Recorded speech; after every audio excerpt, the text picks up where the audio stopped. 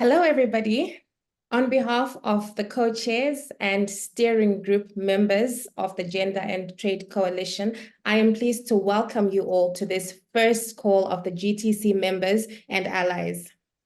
I am Dr. Michelle Maziwisa from the African Women's Development and Communication Network, FEMNET, a co-chair of the coalition, together with Latin America Gender and Trade Network and Regions Refocus, which also serves as the secretariat of the coalition.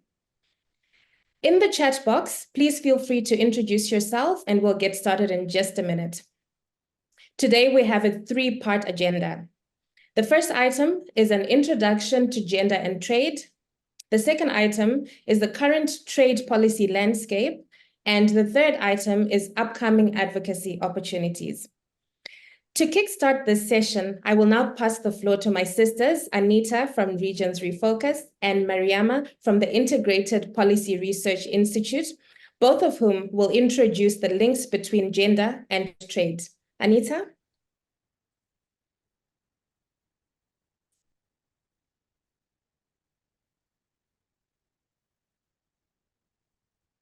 I think you might be muted, Anita.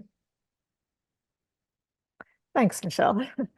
And welcome, everyone. To offer this very brief introduction to gender and investment and its impact and our feminist struggles around this, I'll start by saying that trade is a systemic issue, as the system that organizes economic relations among nations.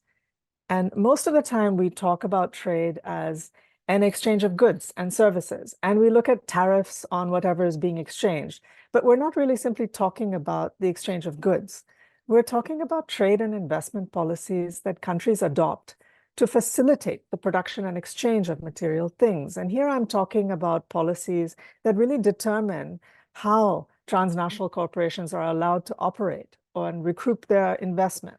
Whether multinational banks are allowed to invest in services in your country, how corporations can protect their intellectual property rights and have a monopoly over new technologies. How much protection do investors have? These sorts of rules and regulations are really established in the modern international trade regime. And whether that's in the World Trade Organization or economic partnership agreements or free trade agreements, regional trade agreements, I mean, they're everywhere. But the whole thing really is a function of an imbalance of power between countries and within countries, meaning that the rules benefit the most powerful, whether it's big corporations and their governments, and they work to disadvantage the powerless, whether along gender, class, race, sexuality, and so on. And feminist activists have contested these trade and investment policies for decades. They've looked at how they negatively affect women in all aspects of our lives, whether as small farmers, workers, entrepreneurs, professionals, and so on. From the fight in the 1980s, I'd say, against the World Bank structural adjustment programs of the time, feminists really confronted how trade liberalization was pursued as a conditionality of aid. And under those conditionalities, for example, countries across the global south had to remove subsidies from local farmers and remove tariffs because these were seen as interrupting the so-called free market. And the following decade, in 1994, I believe, when the trade and investment rules were installed in the new institution of the World Trade Organization, feminists took on a much more explicit advocacy agenda to address the gendered impacts of trade. But in those years, the WTO saw gender as completely irrelevant. Meanwhile, feminists organized, whether on the streets protesting to shut down the World Trade Organization Ministerial Conference in Seattle in the late 1990s, or formulating rules around what was called NAMA, the non-agricultural market access, or TRIPS, the trade-related intellectual property rights and public health in the 2000s. But more recently, at least since 2016, the WTO is appropriating gender and really reformulating it as a weapon, with really minor differences between them. The WTO, the World Bank, and the International Monetary Fund have effectively pinkwashed their policy prescriptions. And while trade liberalization has long been a real centerpiece of their policy menu, now it's women's empowerment that provides the rationale. And it was really this pinkwashing in the WTO that actually led to the formation of the Gender and Trade Coalition in 2017. So between all this pinkwashing and even greenwashing, the struggle is much harder today. I mean, we're no longer arguing for gender to be relevant. We're really arguing about the content of gender empowerment policies and how those policies are impacting women negatively, even when the context of having a gendered approach. So that's a much harder fight. And these institutions are justifying their entities by placing gender as a kind of litmus test, as a kind of cover for them to be able to continue their liberalization policies. So during our call today, steering group members of the Gender and Trade Coalition will be sharing the many ways that trade and investment are organized. And I think all of these have inequality at the heart of it and women at the receiving end of it. So how do these rules undermine women's access to resources to meet their productive needs? Like, what's the impact of removing extension services for small women farmers while keeping them for cash crop farmers? Or what's the impact of closing state banks in rural areas where women keep their savings? I mean, how do these rules fundamentally remove the sovereign capacity of states to act on behalf of their people? I'll stop here with these brief remarks and really invite Mariama, who's a veteran in the feminist trade struggles, to continue with this introduction and deepen the conversation, if I can. Mariama?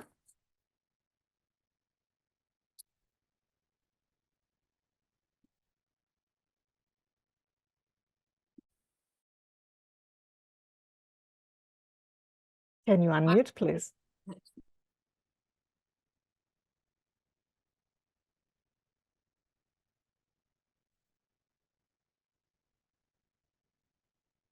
Okay, now I can unmute.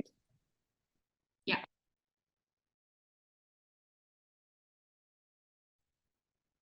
Mariama, you've muted yourself again. All right. Yes. Good morning, everyone.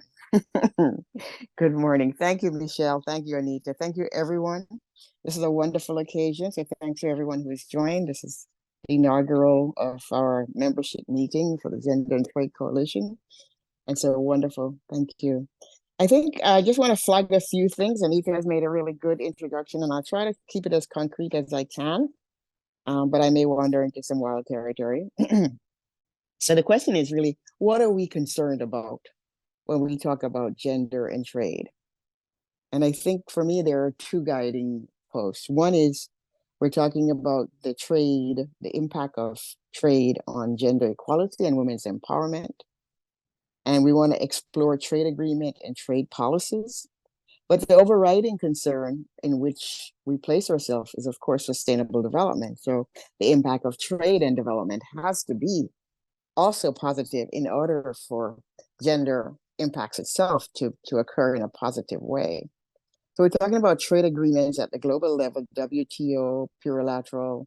We're talking about the regional and national trade policies which emanate from trade agreements, whether those agreements are multilateral or regional. And we're talking about where women are in each country and if the trade policy or the trade agreement have positive or negative impact on women. Usually this is taught by economists in terms of what are the gains from trade for the country. And we're talking about what are the gains or the benefits for women, for gender equality, the thing, the overriding goal, gender equality and women's empowerment. So we know that countries already mainstream gender, and I call it mainstream because most all of our countries try to increase the gains from trade by promoting women's employment in the trade sector and offering women up as sources of trade advantage. But what we're talking about, we're focusing on gender equality and women's empowerment, and we want to look at how existing provisions help with or retard gender equality objectives, and to see, can we design gender responsive measure in trade agreement and trade policy? And if so, what kind and how do we do it? And of course, we know the work already has been ongoing for a good 30 years. And now we're at many level of dealing with intergovernmental processes, as well as academic processes, looking at what is the appropriate gender equality framework for trade agreement? What are the mechanisms for looking at impacts?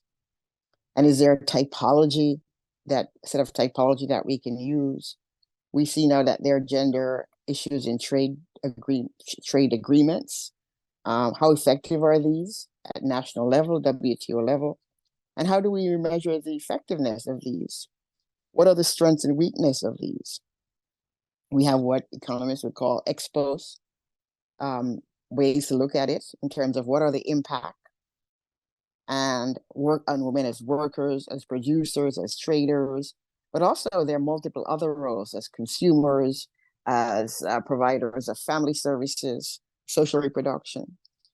And then we also have the ex ante, a whole bunch of ex ante mechanism in terms of gender-based assessment, social impact assessment, human rights assessment, or in the case of UNCTAD's Gender and Trade Toolbox.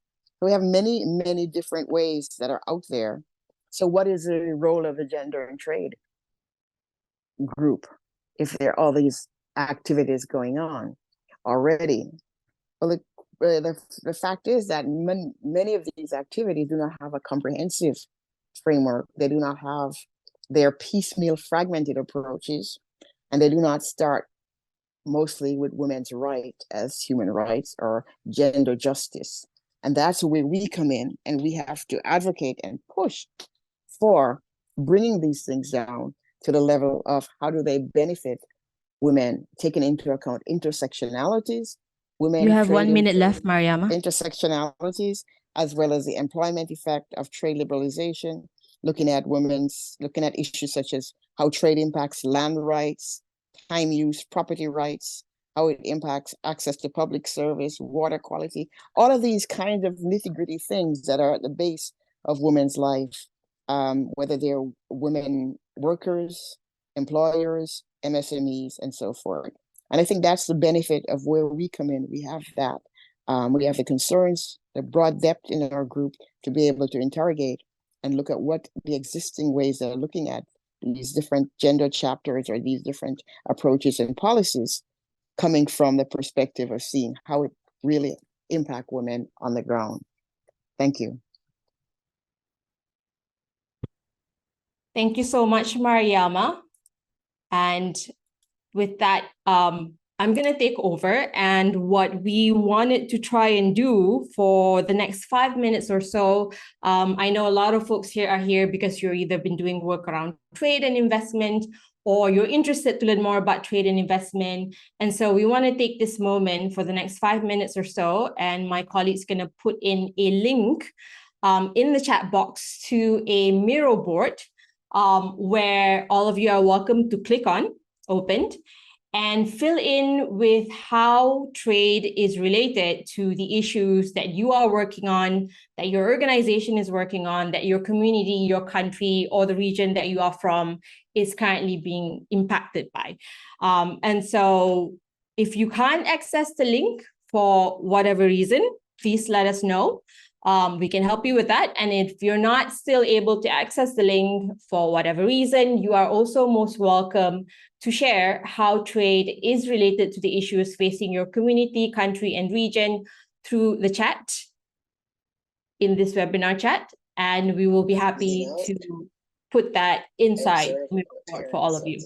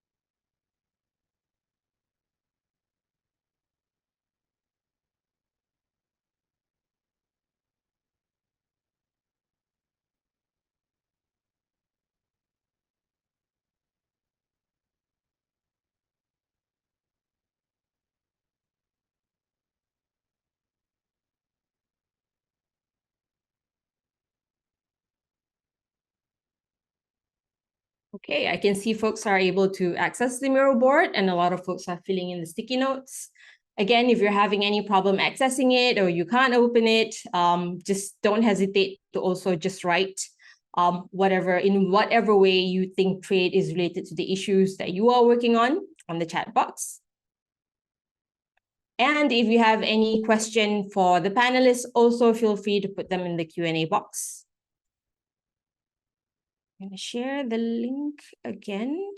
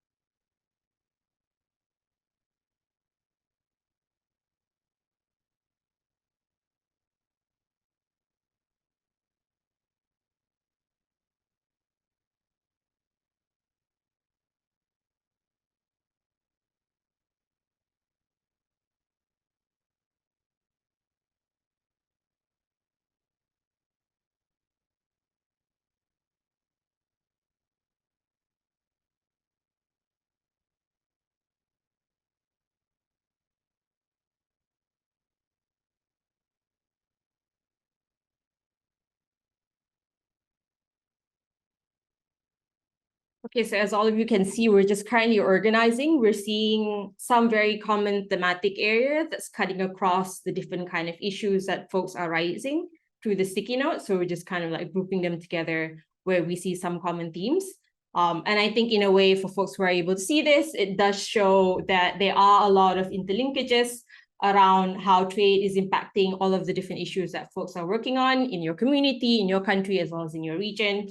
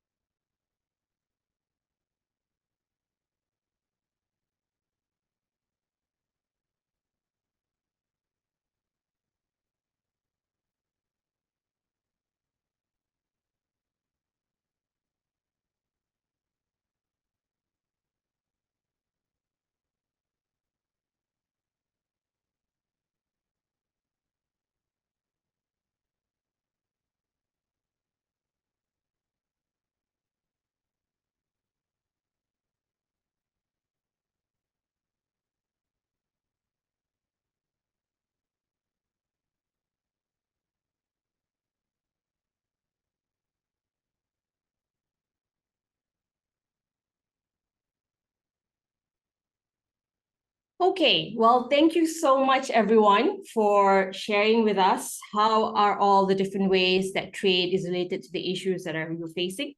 And as I was mentioning earlier, we've been kind of trying to cluster them together. And we can definitely see from this exercise alone that certainly trade has a lot of different ways that is actually impacting all of the different issues that you are facing, whether in your community, in your country, or in your region.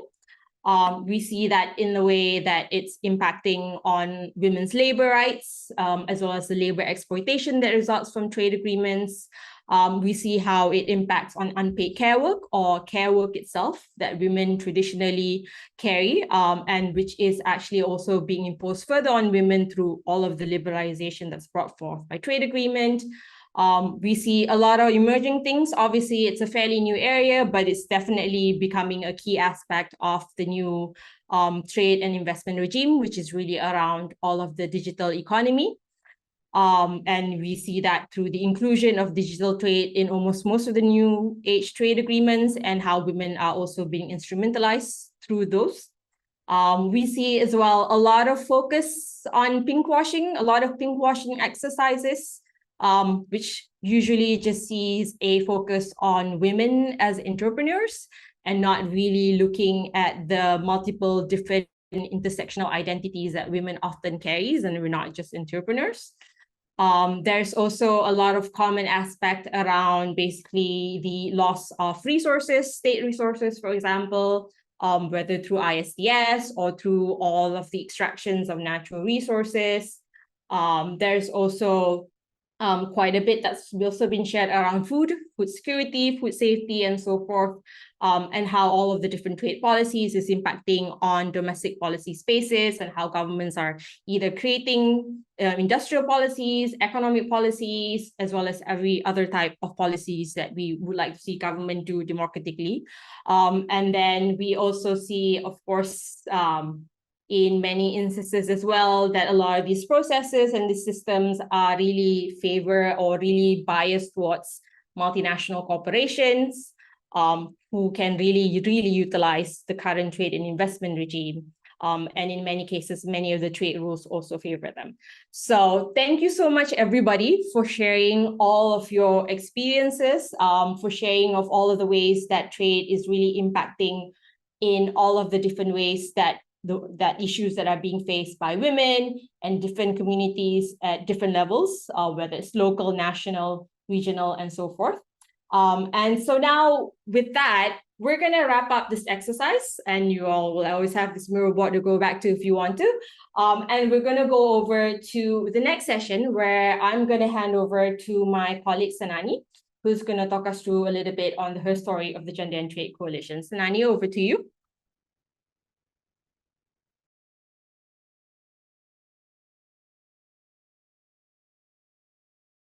Thank you very much, Diana. The Gender and Trade Coalition currently has 274 organizational members, and depending on when you joined, you may be aware of some of this history through our email updates. So for newcomers, I'm happy to share a brief history of the coalition.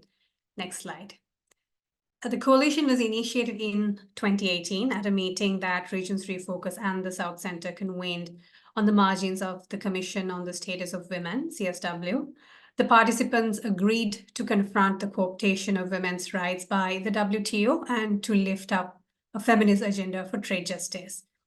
An interim working group was formed. They wrote a unity statement that organization could endorse to become a member, and an open letter on the first anniversary of the problematic Buenos Aires Declaration on Women and Trade.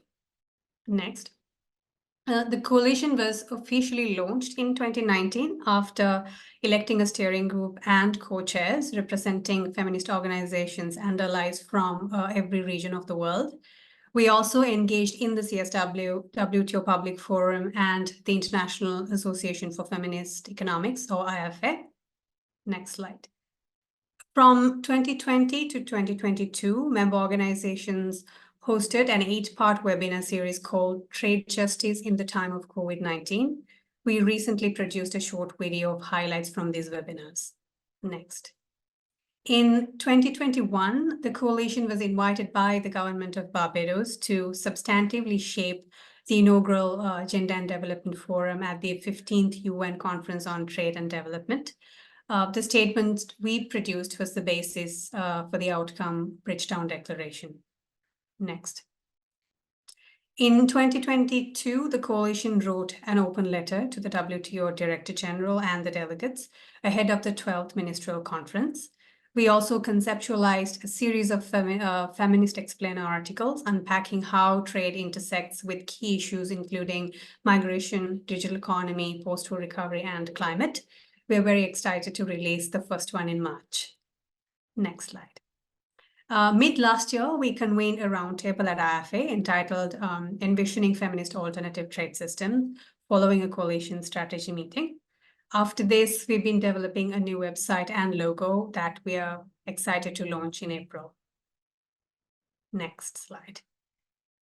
So we're thrilled to kick off 2024 with this first members call and look forward to engaging with many more members and allies in the areas of work that we'll be discussing next. Next slide. In part 2 of this session, steering group members will speak to trade agreements or issues that are critical in the current trade policy landscape. This will kick off with Hien from Asia-Pacific Forum on Women, Law and Development, who will speak on the Indo-Pacific Economic Framework for Prosperity. Hien? Yeah, thank you very much, Sanani. Can you hear me? I hope my voice is clear. So today I will talk about the Indo-Pacific Economic Framework that is recently launched by the US in 2020. And it was the economic framework, and it's covered 2.5 billion people in Asia Pacific, including the US as well, and 40% of global GDP. So the framework is a new form of the free trade agreement. It's cover 4 pillars, including the connected economies that mainly focus on the trade issues, including also labor, environment, and climate. And so digital economy, agriculture, transparency, and good regulatory practice and competition practice. And also other 3 pillars, namely resilient economy, clean economy, and fair economies. So the countries can choose to join either of these 4 pillars. Currently, 3 out of 13 countries, India, the only country who decided to not joining the pillar on trade issues. So until November last year, 2023, during the APEC summit, the pillar on number 2 on the supply chain gets signed, while other 2 pillar on the resilient economy, clean economy, and the clean economy and fair economies are concluded. So it means the pillar on connected economy is still on the negotiation, and it's a lot of problems on this pillar, mainly like the framework itself. But in fact, we call the IPEF is a new form of the free trade or trade agreement, because it's not just about the free trade, like access to the market, but also other about the geopolitical power. In there, it's mentioned about the US, they use the framework to counter the power of the China in Asia, because China have an increasing influence in the Asia Pacific. It also has some hidden underlying agenda on militarism that later on our colleagues will talk further, because it includes the members of other military partners of the China, including the Australia, India, Japan, US, and also UK. A part of that is the AUKUS. You may know about that. So I will move to the next one. Is what does it make the IPEF different? So it's setting the new standard to not focus on the market, as I mentioned, and not reduce the tariff, but it allows setting the standard around identify the trade issues. And also the US, they use this as a tool to really kind of leak the approval from the US Congress, because for the free trade agreement, that is a rule for the US that they need the agreement or the approval from the US Congress. But with the IPEF, it can be like no need involvement from that. So with the current, I will focus on the current remaining trade pillar. What is the current concern for us? The first is about transparency and accountability. So a lot of the negotiation happen behind the door and not exposed or sharing the text to the public. That is a really big problem because as a women who are involving and also being influenced by the trade agreement, as our colleagues mentioned before, that we don't have any information about how these framework or new kind of like framework will impact us. And also we don't have or very little access to the negotiation text, and especially like the negotiators, they need to sign the confidentiality pledge to keep the negotiating text secret until 5 years after the talk conclude. So it's very problematic and alarming for all of us. The second, I want to talk about the digital economy. That is also very challenging for all of us. As our colleagues will talk later how it impacts the gender. But for the IPEF itself, it really kind of like highly concerned for us when they mention a lot about the data location measure or source code disclosure. And about the transparency, good regulatory practice and services. US, they apply the high standard on that, like quote unquote, but also mean that very costly for the low income country to implement the IPF. I want to spend more time to talk about the agriculture, which is a very important sector for Asia Pacific countries. So in the IPEF, they want to highlight or use the roots of the science-based decision-making and also the climate, smart business product sustainable production to promote for GMO products. So for the Asia Pacific countries, as we know that agriculture products are very important to our livelihood. Women also play a very important role in agriculture. So with this, and it opened more have like the way for the big corporation working in agriculture to get into the market in Asia Pacific, to dump the cheap product, make the women more difficulty to get the job, and also to handle, especially women farmer, they can compete with those cheap products. So with that, the IPEF currently, and also the trade pillar that we are. Your 5 minutes up. Yeah. So I just want to conclude that with these concern from the women group, we think that the IPEF really kind of need to have a more assessment to understand about the impact on the gender. So I will pass now the floor to Srija from the IT for Change, who will speak about the link between the trade and digital economy. Thank you, Hien. Hello, everyone. I am going to talk about trade, digital economy, and gender. IT for Change works on intersections of all things digital, and this is also an issue that's close to us. Now, I would like to share screen, so can I just do that? Yeah, thank you so much.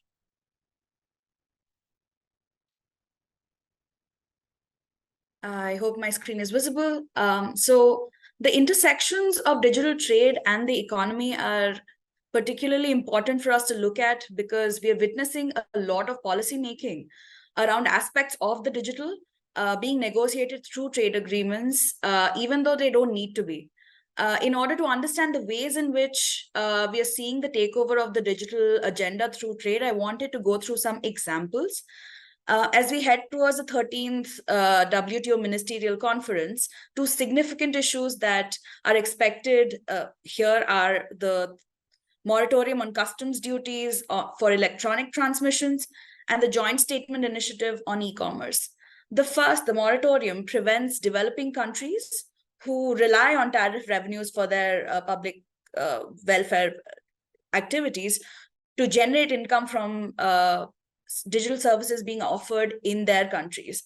And on the other hand, we have developed countries who insist on continuation of this moratorium because it benefits their companies. The JSI, which is a plurilateral agreement being negotiated at present, has some tough provisions on data flows, data localization, and source code transparency, some of which I think Hien also mentioned in relation to the IPEF. And the thing is, these can impact how a country regulates big tech within its own borders. This also recently became contentious because the US removed its support for these very provisions to study the impact on its own policy space, on its domestic policy space, though it might still pursue it through its regional trade agreements. There are also free trade agreements and regional trade agreements, like Anita was mentioning, that engage with the digital space. The EU-India FTA, for example, has provisions on not imposing customs duties on electronic transmissions, has provisions on cross-border data flows, source code and such. The IPEF is another thing that has significant impact on digital trade that Hien mentioned, and I will discuss a little while later. The one big takeaway from this and from these examples is that there's a clear advantage that certain companies get, and what we call big tech companies like the Amazon, Meta, Alphabet, and so on, when these trade terms are negotiated. For instance, one of the things that big tech companies commonly say at many events, including the one e-week they held in December that was held by UNCTAD, was that liberal trade rules help MSMEs, they help small businesses and entrepreneurs with their business. However, we have to remember that small businesses end up using infrastructure from big tech companies, both physical and cloud, to conduct their business. So essentially, it only helps big tech companies continue to do large-scale data collection and digital intelligence gathering with these liberal trade rules. The IPEF, we've heard a little bit about. I want to focus on the upskilling initiative that was introduced within the IPEF, which was a pinkwashing campaign for sure, where it was said that 14 big tech companies would provide training to women and girls, which is largely a tool to capture their market, increase their market presence and profits. The language of this upskilling initiative seems to be at the behest of tech companies who want to impact trade rules in a way that helps these companies to grow unfettered and also essentially not help with the skilling of women within these frameworks as well. And finally, I want to talk a little bit about the actual issues plaguing MSMEs that all of these trade agreements purport to help but don't. Through our research, we have seen that in the case of MSMEs, they face issues with sourcing, procurement, logistics, and transportation, especially when they're women-led MSMEs and entrepreneurs. And engaging with larger value chains because of their gendered location can become quite difficult for them. It is also that without the right kind of digital literacy and the access to digital technology, with the digital divide and so on, they become data suppliers to large tech companies and aren't really able to make use of the benefits of the so-called digital technology and e-commerce and so on. So none of the structural and systemic questions are really answered by these trade policies. The policies are largely negotiated only to help entrenching power with the big tech, is what we have noticed. So now I will pass the floor to Fatima from NAWI Collective, who will speak on feminist concerns with the African Continental Free Trade area. Fatima? Thank you so much, Srija. So I'll be speaking on the African Continental Free Trade Area Agreement. I don't have any slides to share, so I'll just be speaking to my notes instead. And I suppose the first thing is just to introduce to you all what it is. And essentially the African Continental Free Trade Area Agreement, I will just call it the African CFTA going forward, is a free trade area among all nations of the African Union. And it is effectively the largest free trade area in the world. Now, members of the CFTA are expected to remove tariffs on 90% of goods and services, and this will be over a 10-year period, with 13 years being given to least developed countries. Africa is the least economically integrated region in the world. Pre-COVID stats around this intracontinental trade only accounted for 15% of all trade in Africa, and the CFTA was predicted to boost this by 33% once full tariff liberalization is implemented. Now, the agreement also includes various protocols as binding instruments, so a protocol on goods, on services, the free movement of people, intellectual property rights, investment, and very critically, one on women and youth in trade. It also has provisions for something called an adjustment fund, which is there to address the challenges of comparative advantage that many countries will face. Now, this whole agreement is being framed as Pan-African, with a lot of Pan-Africanist rhetoric underpinning it as well, which is already problematic for a variety of reasons, because economic integration does not equate to the political integration that Pan-African theory and ideology actually needs. And it's also been put forward as an opportunity for spurring Africa's industrialization through regional cooperation. Now, regional integration is something that has been long overdue for quite a while, but there's a real question here as to whether or not this is the right model we should be going for. And indeed, the neoliberal nature of this is perhaps one of the most neoliberal trade agreements the world has ever seen, suggests that we are not going to actually reach many of the Pan-Africanist ideals that we have been hoping for these many years. First of all, let's look at the context. Africa is one of the most unequal regions in the world. 3 countries, Nigeria, South Africa, and Egypt, already account for 50% of the continent's GDP, and 33 of the 47 countries classified as least developed globally are in our continent. And why does that matter? Well, because high and rapid liberalization that is being proposed is going to lead to these huge shifts that economically vulnerable countries are not in a position to respond to. Now, for women, this is going to mean impacts right across all the areas of engagement that were mentioned at the start of our meeting today, the different roles that women play across the economy and beyond, and at the micro, macro, and meso levels. So far, there has been a lot of talk around women and gender within the CFTA.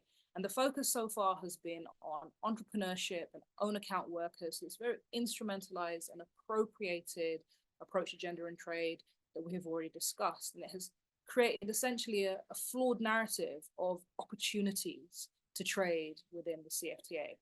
On the other hand, there's been complete silence, apart from some of us, like those within the NAWI collective, who are producing some data on this, on how to address the potential negative consequences of liberalization on all other areas on women. And so what are some of these? There has been silence around the issue of jobs, the kinds of jobs that will be created, whether they will be decent, dignified, whether they will avoid the liberalization trap of reinforcing, creating the gender divisions of labor that we have seen globally. The CFTA has got a focus on agriculture, of course, as a key sector. And what will this mean for women in the sector is, again, limited and brought down to this narrative of women in value chains as own account workers. But the real gender disruptions and ruptures that we have seen through the gender and trade literature and thinking over the decades, and often the violent oppressions that come with that, including around the theft of common land, etc. All of this is silent once again. And But this is we have 1 minute left. Thank you very much. And this is at a time when we know there is a push for agro-industrial commercialization, which is part of the promise here. And then very critically as well, there is silence around the issue of public goods and services, and how countries will fare, particularly when tariff losses are a big part of this process, but then also the likely onslaught of privatization that's going to follow. Again, silence. Now, on the protocol on women and youth and trade, this has been a closed process. It has not been transparent. The final draft is soon to be ratified by the AU within a week. And access to this draft has been very, very limited. But there are other protocols as well that we have to be paying attention to. So the one on intellectual property rights, for example, is a case in point. It covers areas such as the plant variety, indigenous knowledge, and organizations like BRAIN are already raising concerns that this is essentially going to lead to the monopolization of plant and seed varieties by corporate entities, which, as we know, is going to undermine seed and food sovereignty across the continent. And that's just for starters. And we, I think, are quite familiar with what many of the gendered implications are there. essentially, there is a lot that has yet to be critiqued across this agreement, and it needs to happen very, very quickly. Never, I think, have I seen a more, what's the word, a slicker approach at instrumentalizing the gender and trade discourse than what I'm seeing currently within the African Continental Free Trade area. And it's a major area of concern for us. At this stage, I will stop and I will hand over to Vanita from Dawn, who's going to speak on the links between trade and COVID-19. So, Vanita? Yeah, thank you, Fatima. And welcome, everyone. Good morning, good afternoon, good evening, depending on where you are. Greetings from Dawn and the Feminists for a People's Vaccine campaign. The FPV campaign started in 2020, and we have now 27 partners. The link to the website is on the chat, and I hope you'll have some time to go through it. So my first question is, why should feminists bother with trade issues? I will start with a trade agreement called TRIPS that is critical to understand the current policy landscape on access to medicines. TRIPS, the Agreement on Trade-Related Aspects of Intellectual Property Rights, is an international agreement between all members of the World Trade Organization. It establishes minimum standards of regulation on different forms of intellectual property for members of the WTO. TRIPS facilitates patents and grants the inventor a right to exclude others from invention of life-saving drugs for which the lock-in period is 20 long years. This effectively creates a monopoly that gives the inventor control over the price of the product, process, and technology, and discretion over who is given access to it through licenses. In effect, the pharma companies through patents end up having power to decide on who can live and who can die. TRIPS is one of the most comprehensive multilateral agreements in the world today. Unlike other agreements on intellectual property, the TRIPS has a powerful enforcement mechanism. States can be disciplined through the WTO's dispute settlement mechanisms. The genesis for TRIPS goes back to the 60s or 70s, I think. In the US, the big pharma company Pfizer was the initiator that advocated with the US government to adopt an intellectual property regime in the country, that is the US. However, this model was taken by the US within the WTO through strategic advocacy and a lot of muscle flexing to make IPRs a part of the WTO and trade governance. In effect, it's a corporate coup, a corporate capture imposed on the world on an unimaginable scale governing access to medicines. During the COVID-19 pandemic, all diagnostics, vaccines, and therapeutics were governed by TRIPS through patents. The outcome, millions died, but huge profits were raked in by big pharma companies. Pfizer's profits skyrocketed to a whopping $100 billion, of which 57 billion was credited to the sale of COVID vaccine only. To counter TRIPS stringent rules, South Africa and India, supported by 100 countries, attempted to bridge the divide in access to medicines during the pandemic through what's called the TRIPS waiver proposals early in October during the pandemic. This was kept hanging and negotiated almost 2 years later in June 2022 at the 12th Ministerial of the WTO. And what we have is a diluted outcome of vaccine waivers, leaving out tests and treatments, which are the most critical piece today. So what are some of the feminist concerns and criticism of these trade agreements? At the Feminists for a People's Vaccine campaign, our concerns, our criticisms of the TRIPS are from an intersectional perspective.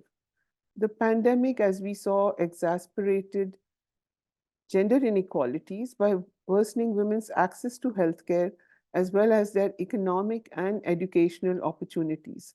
It had a disproportionate impact on women and girls, along with multi-layered intersectional identities of race, of class, of caste, of sex, ethnicity, age, ability, you name it.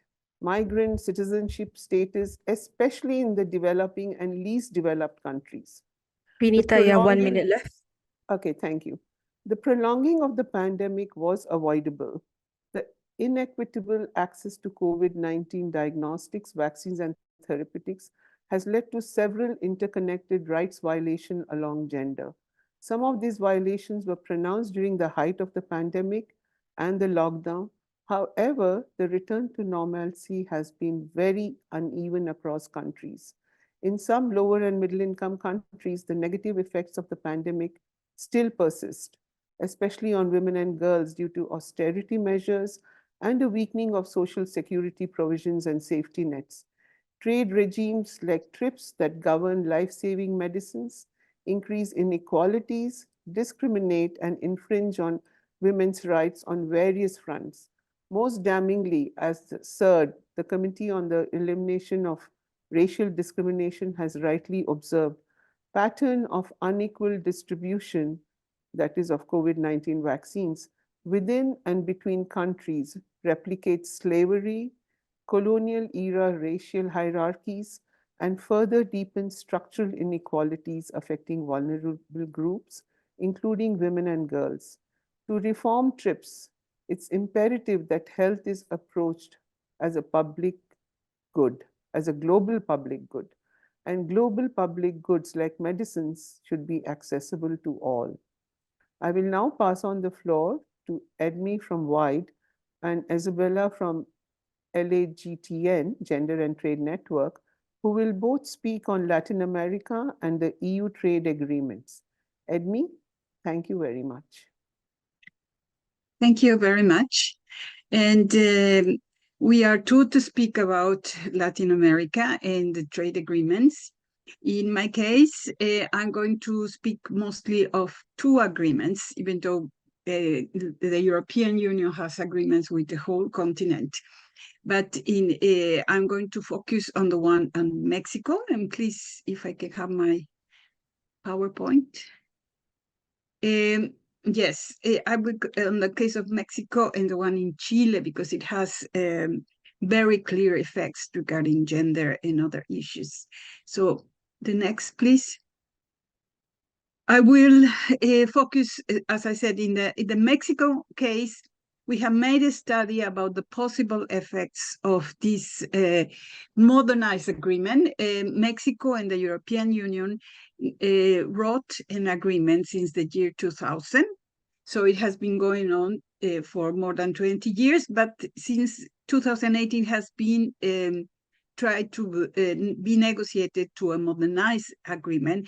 And these are some of the effects that we foresee from this modernized agreement regarding agriculture, public procurement, intellectual property rights, and gender equality in general. In agriculture, this is going to be terrible for the local production of several of these products, cheese, dairy products, bananas, pork, etc. And this is expected to have enormous also consequences for small plots of agriculture production. Then we have public procurement, which is also extremely important, and where the European Union has managed to have public procurement at all levels, central level, state level, and municipal level, putting out of competition, for example, local firms as well. And this will affect public services like healthcare, like schooling, and will perhaps also put off several public workers. Intellectual property rights is another part of these consequences that may endanger natural access to natural medicine resources, and also a threat to generic medicines that we know are cheaper for the public in general. Gender equality is not considered to be binding. It is just put a little bit like pinkwashing in the case of this agreement. Please, the next slide. The next slide is about the Chile agreement, and that is going to be approved and signed at the end of this month by the Parliament in Europe, the European Parliament. And the consequences are mainly regarding mining, raw materials that are needed by European Union to go into the green transition. And that will show a lot of effects, especially at the local communities, effects on livelihoods and health. There is no mandatory due diligence for mining companies. And also there's a problem regarding the investors. They dispute settlement mechanism, which gives much more rights to foreign corporations than to public health, etc. And so the state's ability to decide how to regulate this is going to be very restricted. It will eliminate export taxes that are important as a domestic income, and it will of course have negative impacts on the rights of peasants and bring more big agro industries, as well as negative impacts on gender equality regarding the kind of farms run by women in Chile. But this is also part of the consequences, I think, not only for Chile, but also for Mexico regarding agro industries.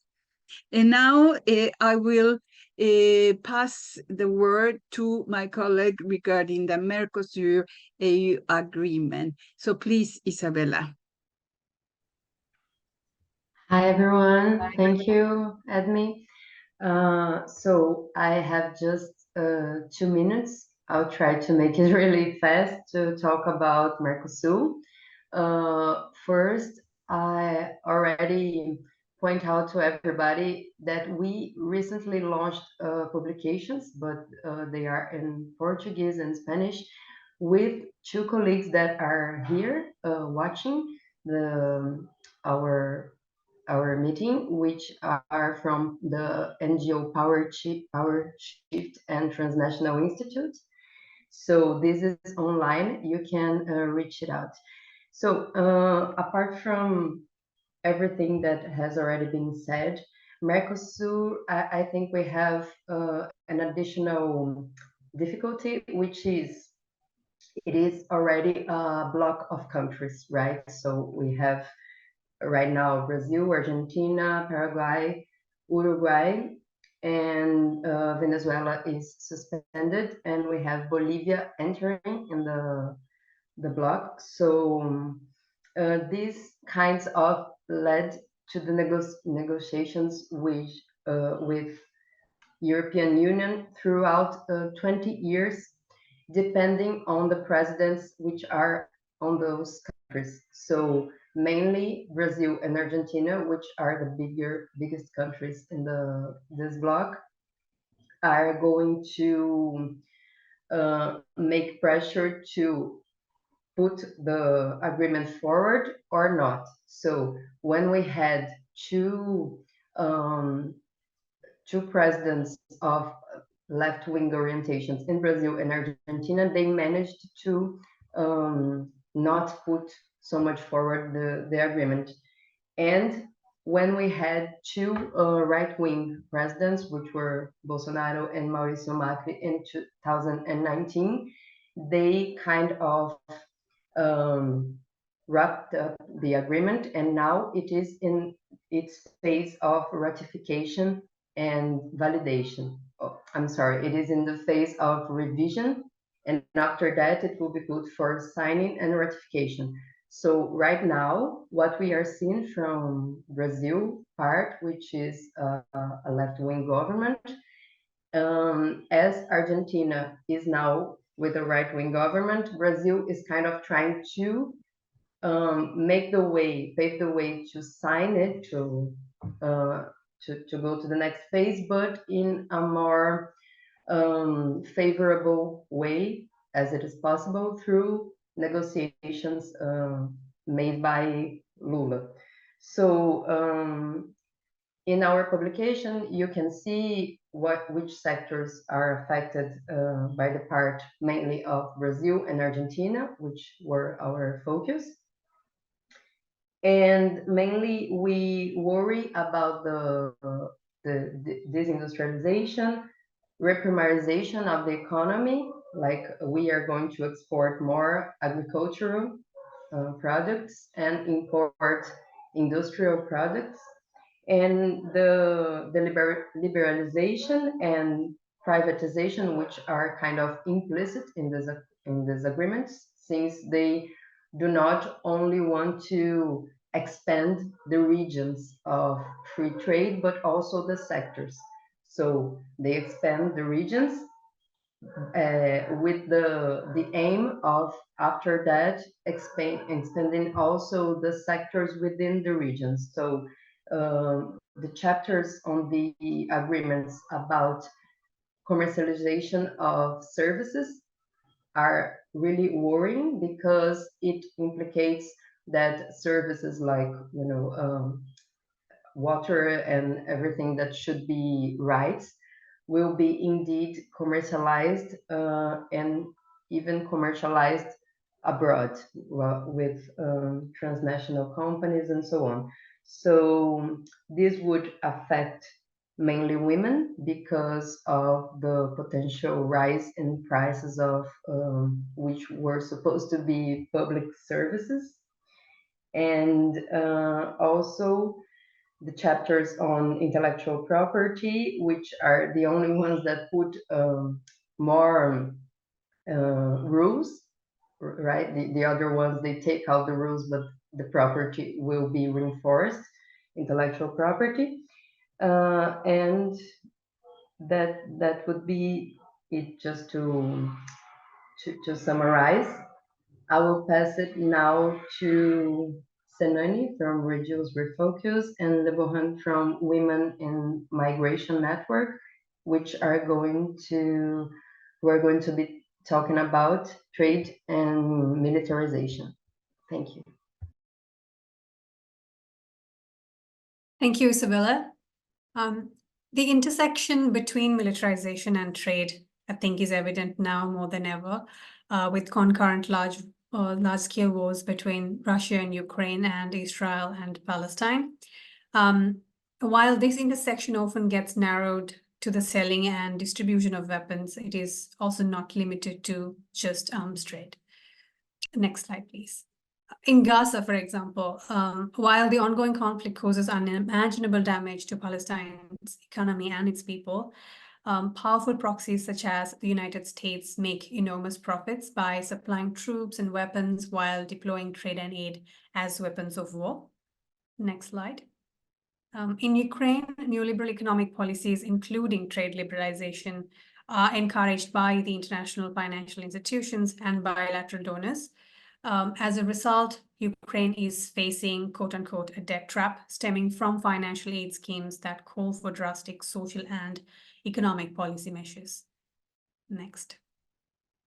People's movements have also used trade in their struggles against militarization. For example, the BDS movement that promotes boycotts, divestments, and economic sanctions against Israel aims to somehow influence international trade. Trade continues to be used as a lever of foreign control, even afterwards, through a combination of predatory trade agreements and loan and aid conditionalities. Post-war economies are often seen as emerging markets to serve the economic interests of the global north. Next slide. In Sri Lanka, where I'm from, the impact of such policies have triggered mass protests against regressive taxation, cutting public expenditure, and recent legislations aimed at containing people's resistance. But the struggle continues for a just economic system that is radically different, democratic, and feminist. With these brief reflections, I'll pass the floor to Lebohan. Lebohan? Thanks, Senani. So yeah, I'd like to pick up a bit on that, as you have mentioned. So this intersection between militarization and trade, we've seen very starkly during the Palestinian genocide, and militarization, energy consumption, economic growth, and the current account balance all have crucial impacts on each other. Equally, we've seen the the privileging of imports of military equipment and energy versus the import and the supply of water and basic services, and even the idea, the semblance of any kind of environment where trade or economic equilibrium can happen. And what this has meant is that Israel is basically a militarized economy, a military economy, and possibly one of the biggest military economic complexes in the world with their allies, the United States. So at a macro level, this has also militarized aid to Palestine. And I think other people have written about this to say that it's militarized because it's a function of most Western governments' support for Israel. And this also is illustrated by the impunity of Israeli violations of Palestinian rights, the provision of military aid and trade, and other forms and sanctions on economic, cultural, political life and exchange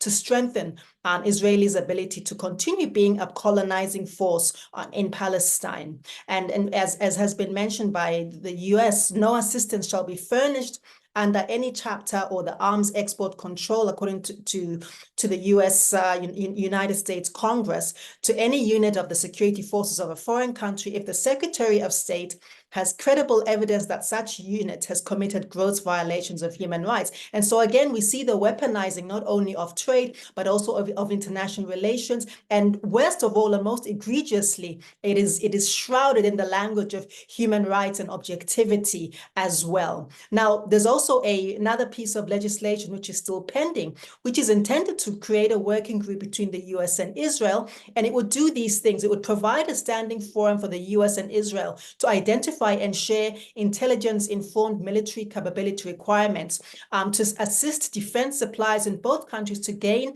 government approval for conducting joint science, technology, research, development, testing, and product of effort. And it would also develop the US-Israeli plans to research, develop, and procure field weapons and military capabilities. All of this is then designed to create a situation where not only is there no prospect of trade autonomy for Palestine, there is also the attempt to then sanction any other country or to discipline any other country that would seek to continue normalized relations with Palestine and any other enemies, in inverted commas, of the United States. And I say this because, of course, you're probably aware that the BDS, which is the Boycott, Divestment and Sanctions Movement, which South Africa has a very strong chapter of here, has also come against the US imperialism. And of late, the latest is that, in fact, the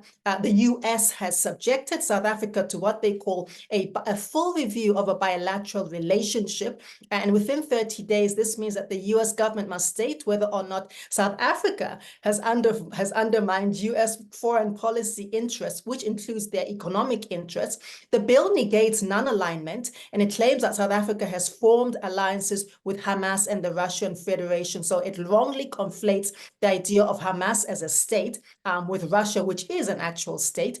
And as South Africa has in turn never asked the US to divest from Israel or any other country. So this includes along trade lines and economic relationships. So the idea of weaponizing international trade and the idea of weaponizing and conflating this with military aggression and diplomatic aggression is what we are seeing in this instance. On that note, I would like us to then turn to our breakout session. And after hearing all of these critical trade policy issues, we're going to spend the next 15 minutes in small breakout groups. You'll be assigned to a breakout group, and when the breakout session ends, you'll automatically return to this main space. And the facilitators in the various groups are going to pose two questions. The first question is, what trade justice struggles are you interested in or connect with your work? And the second question is, what alternatives do you envisage to the current neoliberal trade system? Thank you. See you there. Welcome back. I'm sure all of you had a very exciting time discussing your heart out, though the time was short. I sure did. So we are moving on to this third segment, which is also the final segment, which is to identify and discuss some of our advocacy opportunities. And I have the pleasure or the I or did. the I have no idea why it does that. or the trouble of talking about the WTO, the 13th Ministerial Conference. Senani, can I share my screen? It's not allowing me to at the moment because this one is on. Yeah, okay, thanks a lot. So, yeah. Okay, can you see the screen? So I will just give you a quick kind of idea of what's happening in MC13, and Anita and Mariama already gave you that introduction to WTO, and I know that all of you joined after the Buenos Aires Declaration of 2017. But anyway, we have the 13th Ministerial Conference coming up this month, 26th to 29th of February in Abu Dhabi. And we know that the gender kind of work, this is the joint statement initiative. And now there's this, they have established this informal working group within the WTO. So it's some members, 128 members, 7 observers. That's quite a big number. And the current co-chairs are El Salvador, Cabo Verde, and United Kingdom. So they've been kind of discussing and initiating this process of a discussion, sharing of experiences. But it's that process has focused a lot on women entrepreneurs, just kind of so that the idea is that trade is a very good thing by itself, and that the objective is how to make women entrepreneurs simply do more trade without a critical outlook. And it's also talking about women in services, but a lot of focus on new issues, which Srija was talking about, e-commerce liberalization, and then government procurement liberalization. So where actually the WTO is not supposed to form rules, but they have put it a lot of focus, and we know that the rich countries, they are already pushing it in the FTAs. They're interested in liberalization.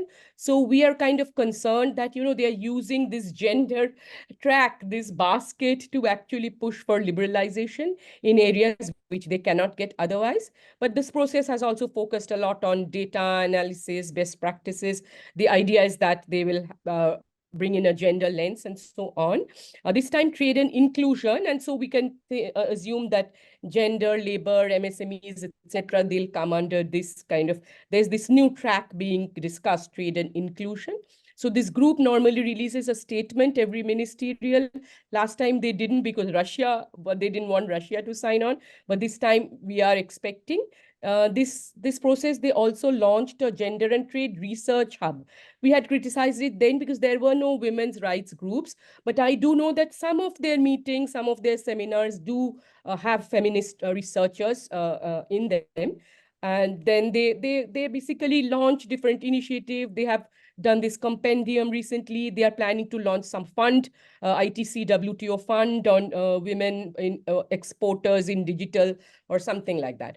But anyway, why were we worried, which Anita and Mariama already said? We know there are clear gender impacts of trade liberalization, including the WTO agreements. For example, how medicine prices of, say, breast cancer medicines have gone up because of the TRIPS agreement, how subsidized products from the EU and US have hurt small women farmers in Philippines and Mexico, in control over seeds, land grab, everything has hurt women. And we know all of us collectively, we've been raising attention. But the WTO problem is it seems to be geared towards, as I said, liberalizing new areas. And the moment we've said that, what about critically assessing the previous WTO agreements? What has the AOA done? What has TRIPS done? We have faced kind of silence. So is it like, a commercial agenda of the North, the way even environment is being used now to set standards in a way that developing countries are kind of cut out? And I know that our work with developing country missions in Geneva shows that they are also very worried about that. So just lastly, this is my last slide. What do we have to say and what do we do? So Senani had already shared that we had launched this letter in MC12, right? And this time we are proposing again, we will launch that soon and hope all of you can also sign on. And the last time the letter had pointed out that, the women, that their relationship with trade is not just about the women entrepreneur. But anyway, I'll get to that. But I think what we can also think of is we can think of webinars and meetings after MC13, because I think collectively we will have a lot to assess. I hope many of you are planning to be there. I will be there. I'm not sure if any of you are planning to join. There is space for civil society, but at the same time, they can kick us out of different spaces. They've done it, in the past. So we don't know, but at least we will be there. And I hope, you all can also give feedback to those of us who are there on the ground. We can do planning and we can respond to things. But just to flag this last slide, that what have GTC has been trying to flag in the WTO. And we've been there for many of the public forum, ministerial, this, that, many of us. One is that the development context is very important. So if you are going to, affect adversely access to medicine, affect our prospects of developing agriculture, ensuring food security, getting public services, then women cannot be helped. Like you have to give the development, you have to allow developing countries to meet their development objectives with trade. So you need to, that way we need to reshape, redesign the WTO agreements for them to help women. Just to say, oh, we'll have a gender chapter, we'll do this, that, it's simply just your time is up. Okay, yeah. So basically, you'll see we are saying they should engage on substantive issues. Please move away from the woman entrepreneur to other areas, farmer, fisher, patient, caregiver. And that's what we will say in the letter. We've been saying, please don't put us in a box. We are interested in what happens to fisheries, subsidies, negotiation, to agriculture, to WTO reform, dispute settlement. And that's how we'll draft the letter. Again, new issues, do not use women to push that. And do not use women as gender or like a conditionality. Women's rights groups have never endorsed that. Thank you so much. I can share the slide later if you are interested. And then let me also introduce Sanila, who from APWLD, who will talk about the CSW. Sanila, over to you. Thank you, Ranja. Hello, everyone. I hope everyone is doing well. I'm Sanila from APWLD. Sorry, I will not be able to open my video. I have connection issue, but I hope everyone can hear me well. I have 2 minutes to share some information about CSW 68. So this year, the priority theme for CSW 68 is accelerating the achievement of gender equality and empowering all women and girls by addressing poverty and strengthening institutions and financing with a gender perspective. So CSW is an important space to address the challenges and issues faced by women and girls and push to address the emerging issues that are impacting women and girls. So with this priority theme, we can address the macroeconomic policy, including trade justice, and it should be addressed and discussed during the CSW 68 session. And to address feminist trade justice, Women Rights Caucus invited GTC as a close ally to contribute to the Women Rights Caucus priority document. This priority document will be put forth the position of feminist organization on different thematic issues. It will also be shared with different member states to ensure that the macroeconomic policy issue, including trade justice, is addressed and included in the agreed conclusion. And to engage in the CSW process, GTC members can join Women Rights Caucus, and it has different working groups. And currently we have 5 different working groups: communication, language, advocacy, opposition monitoring, and feminist accompaniment. And with that, I think I will end here. If there's any further questions, please do let me know. And I will pass the floor to Shrija from IT for Change, who will speak about linking to the World Summit on the Information Society Plus 20 consultation. Thank you, Shrija. Thanks, Anila. So in terms of advocacy opportunities on the digital front, including for digital trade rules, this year and the next are significant. We have the World Summit on Information Society Norms, which are contained in the Geneva Principles of 2003 and the Tunis Agenda of 2005 being reviewed now, because next year is the 20 years of completion of these principles. So these principles are focused on achieving a people-centered, inclusive, and development-oriented information society. And the consultations have been underway, and we have been working on some of these One, in fact, is open now, and the last date is 29th February. I'll put a link to it in the chat later. So, and there's an in-person consultation in April and subsequent high-level meeting in May. So in these consultations, we have made arguments about how digital trade rules affect Global South countries in an adverse manner, and we shouldn't really let international economic laws to disadvantage Global South countries like this. We will also have a calendar with all of the relevant dates put together on this soon, and I'm happy to share that with this group when it's available. I will now pass the floor to Bhumika from Third World Network, who will speak about the opportunities in the Financing for Development Forum. Bhumika?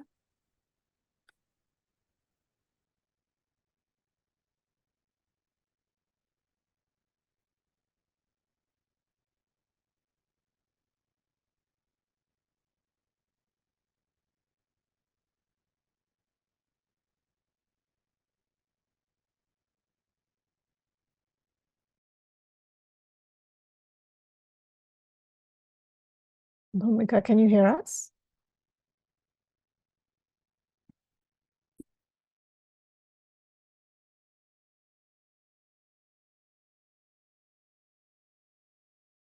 I don't see Bhumika actually on the name of panelists. She is in, but we can't seem to see her.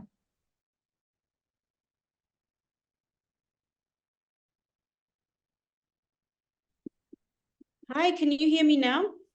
Yes. You can hear me now? Yes. Yes, you can. Okay, great. All right, so let's see. Yeah, so I'm basically trying to give an overview of the Financing for Development Forum.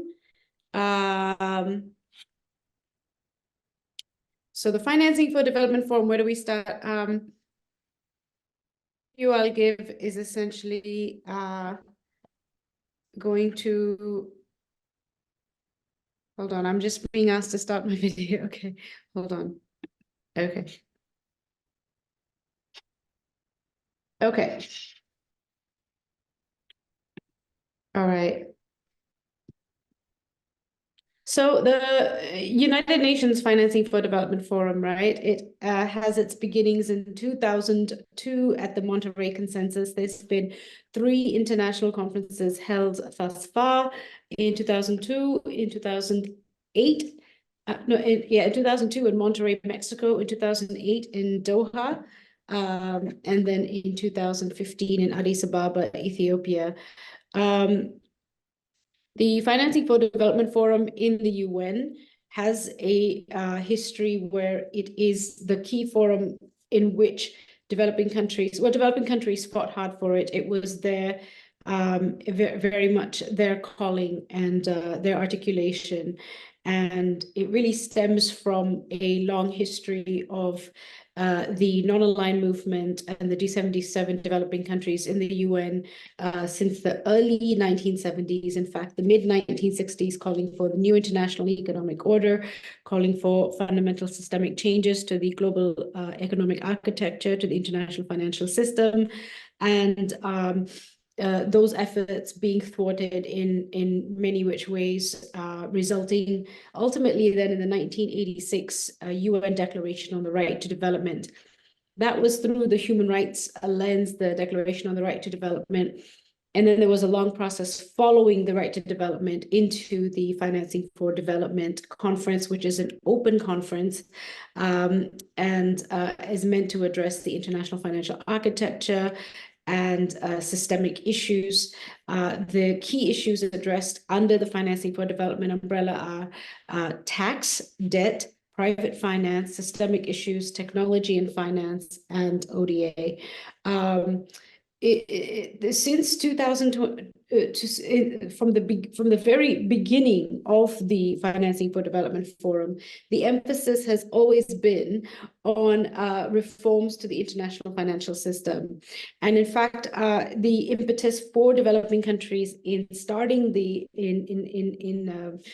articulating a financing for development arena was precisely that they saw that the international monetary system and the system of the dollar hegemony, the US dollar reserve currency, and the exchange rate system systematically disadvantage developing countries. This is the original sort of unequal exchange, dynamics of the global economy. So this is really the starting articulations that the financial architecture is tilted against developing countries, and they wanted to address the systemic crises that always fell on developing countries through the monetary system, through currency crises, through capital outflows. So some of the key issues that really were— Sorry, Bhumika, you need to wrap up. Sorry. So today, I think, the key issues are tax debt in particular, and in particular, the UN tax convention. There's been a historic vote in November 2023 following many, many years of advocacy on the UN tax body. In the Addis Ababa 2015 conference, that was one of the key issues. However, a tax body was not created in Addis Ababa. Since then, the last 8 years, there's been consistent calls from the G77 to create a UN global tax body. The Africa Group in 2023, last year, had decided by a majority vote to start the negotiation for a UN framework convention on international tax cooperation. It was adopted by a majority of 125 countries. The negotiations will begin in 2024. There will be a 4th UN conference to be held, I believe, in Spain. The negotiations will start this year. The UN Financing for Development Follow-up Forum happens once a year in April. It will happen April 22nd to 26th, 2024. It will be discussing all the key issues, but tax is taking the center stage. Debt will also take the center stage. The advocacy calls within the Financing for Development civil society mechanism, which is a coalition of various civil society organizations, have been very consistent, especially through the COVID era, to call for a debt restructuring mechanism that is impartial, that is fair, includes all creditors, to call for a global tax body, to call for a private financing reform, especially one that moves away from public-private partnerships, and to move away from the regimes of systematic austerity. So these are some of the website. I'm sure all of you know the website of the Civil Society Financing Mechanism. I think the key thing to address for this coming year is that when it comes to trade, there's been a long-standing position on terminating investor-state dispute settlement ISDS mechanisms to support a multilateral agreement for coordinated and permanent termination of ISDS. My colleague Ranja and many others have been leading the trade working group. The way the civil society is organized, there are separate working groups for each theme: systemic debt, tax, technology. On technology, the main call has been for a global technology assessment mechanism at the UN to have a broad, transparent deliberation on the impacts of technology on environment, labor, tax, and society. So I'll conclude there. There's a lot of other details, but the key thing this is the second committee of the UN General Assembly, and civil society participation has always been really strong, not just through interventions, but through giving analysis and giving recommendation points and having very strong advocacy calls that have been sustained over many, many years at this point. Thank you, Bhumika.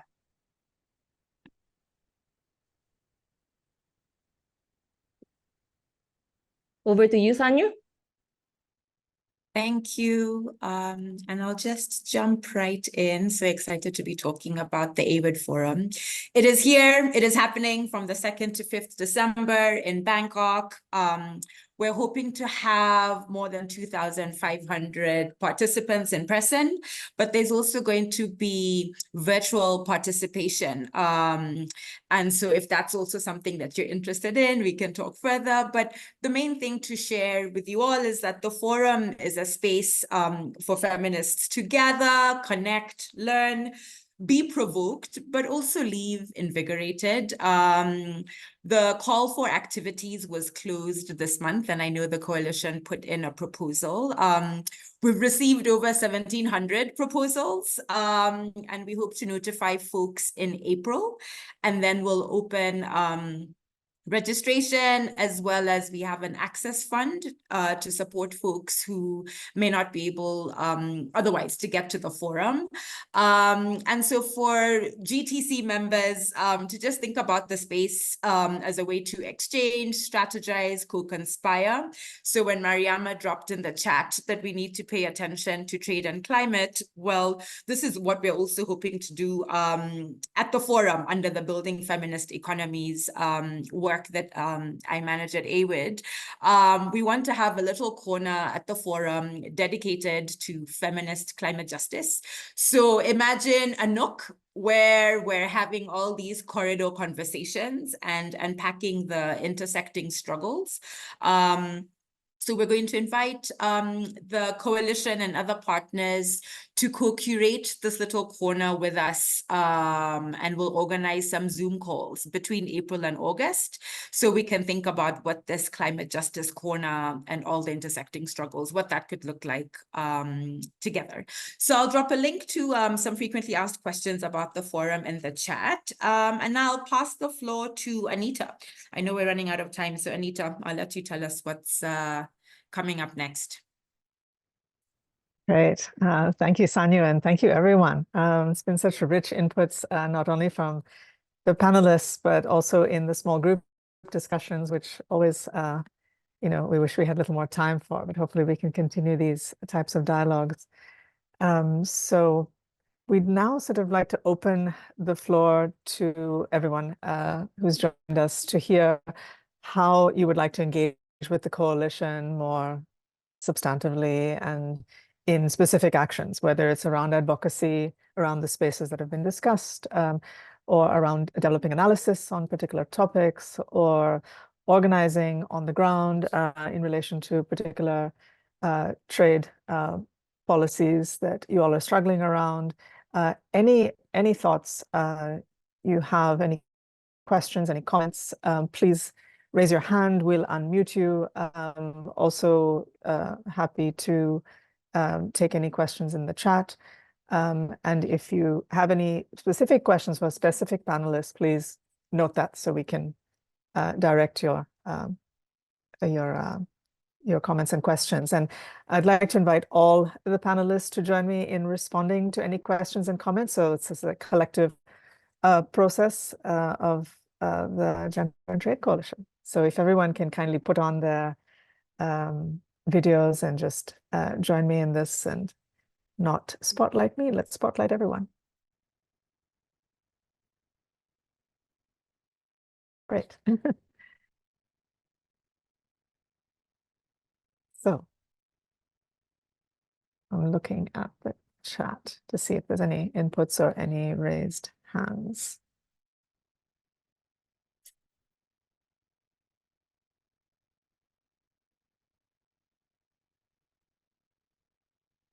And panelists, please feel free to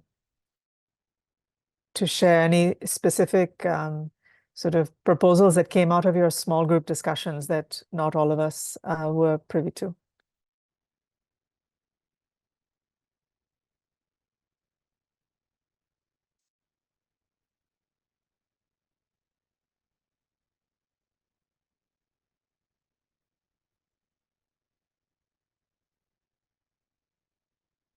Isabella, I think, has her hand up, Anita. Yes, hi everybody. Well, I like just to share what we were talking at the small group, because I think that is a common concern of everyone now, on how could we make a more politicized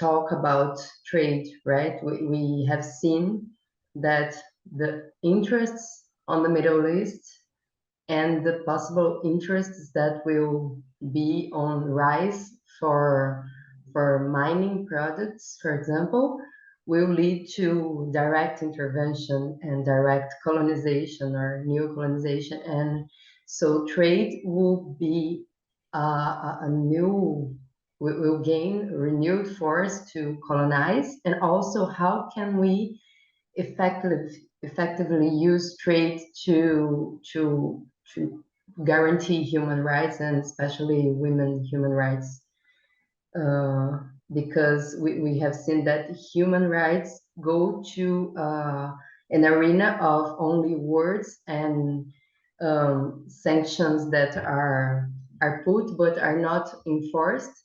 Meanwhile, the intellectual property and the property rights will be enforced through the agreements. So that's my thoughts. Thank you. Great, thanks, Isabella. Any other reflections from the small group discussions?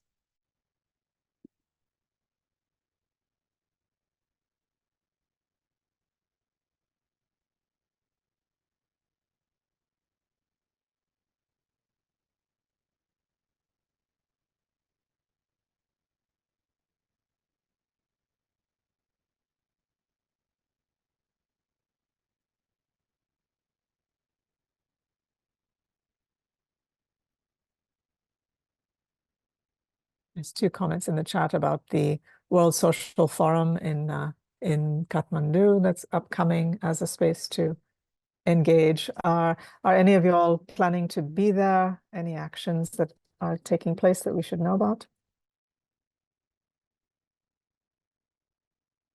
Andrea, you were nodding your head. I don't know if there's any, no.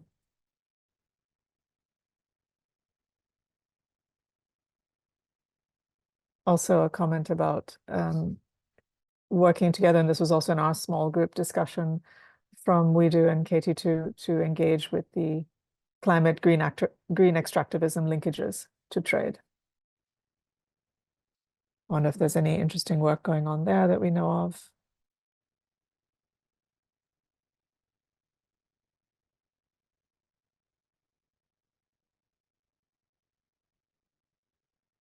Sorry, I'm not seeing the question from Marta. Can you share that? Marta, would you like to speak to the question?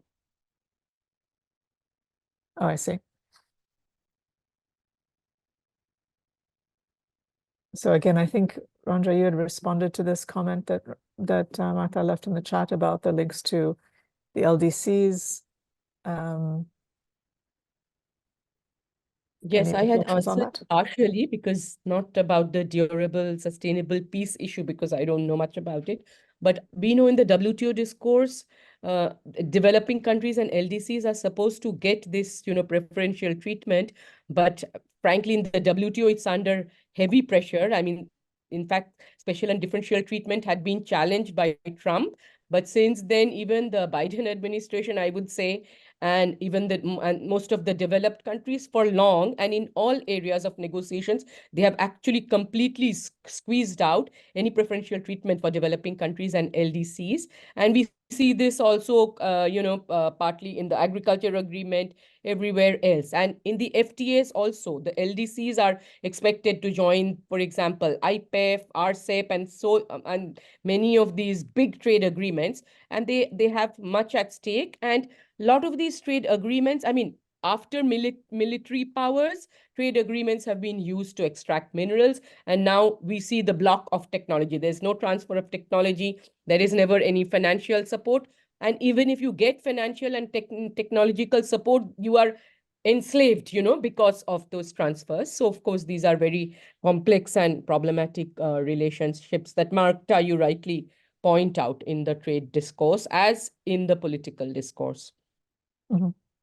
What are the spaces in which developing countries are sort of organizing and responding to this?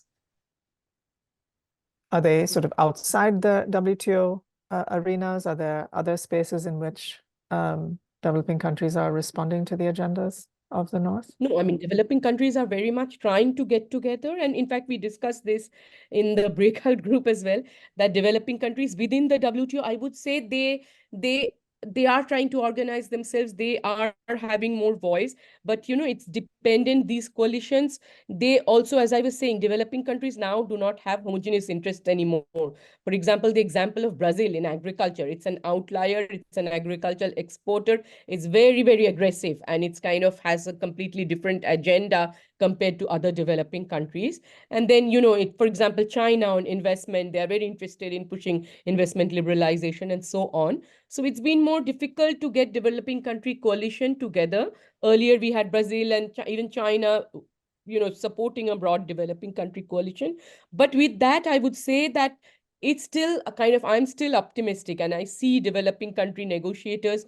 We work pretty closely with some of them, and they've been getting, for years, they've been frustrated and they feel humiliated and sidelined, the way their proposals are not heard, their concerns are not taken on board. And they are trying to organize, but I would say it's still a very complex, difficult process. And I would say we have much, a role there, like civil society, in kind of supporting or pressurizing our governments to work with other developing countries. And frankly, what we are realizing is without alliance building, they will never get anything. Mm-hmm. Isabella, you had put in, sorry, were there any other reflections on that?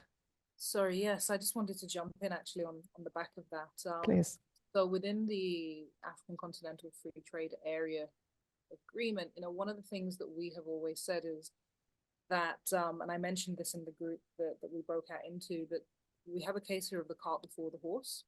So the talk of regional integration from an economic perspective has preceded the actual Pan-African position of having a political solidarity around what the continent should be doing, with an understanding that the continent is operating within an imperialist, neo-colonial global order.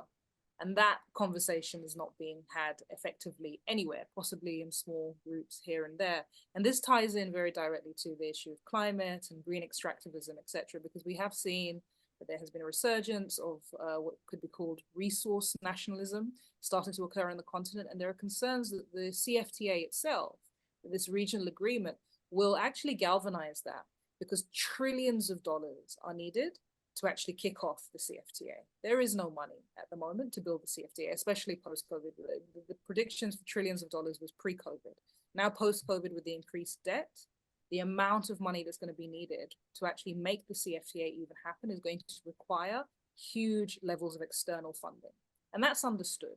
And so this idea that the CFTA is an internal Pan-African project is really such a huge fallacy in light of that reality. Because with that, obviously, will come all of these external conditionalities, and with that will come a re-entrenchment of many of these neo-colonial positions that we know are already there.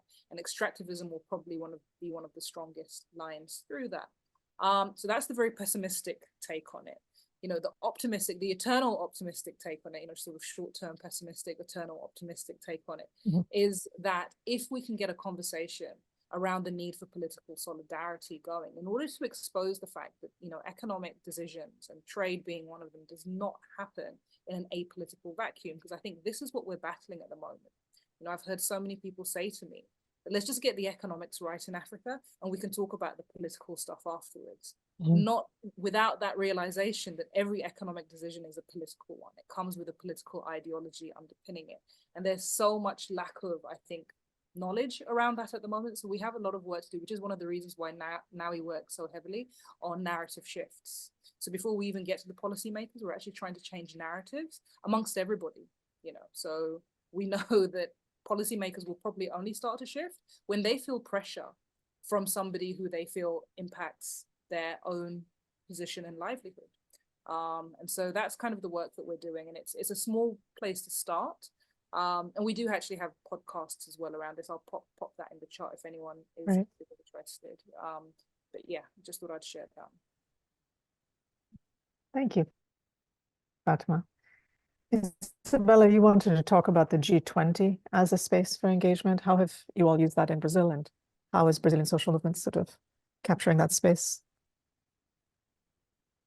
Yes, actually, we are doing lots of meetings right now with the theme of the G20. That's why I thought, I don't know, maybe it could be a possibility. Nevertheless, we are in multiple groups regarding the G20 that are calling for civil society participation. But, you know, it is a space that is also has always been neoliberal and cooptated, never worked.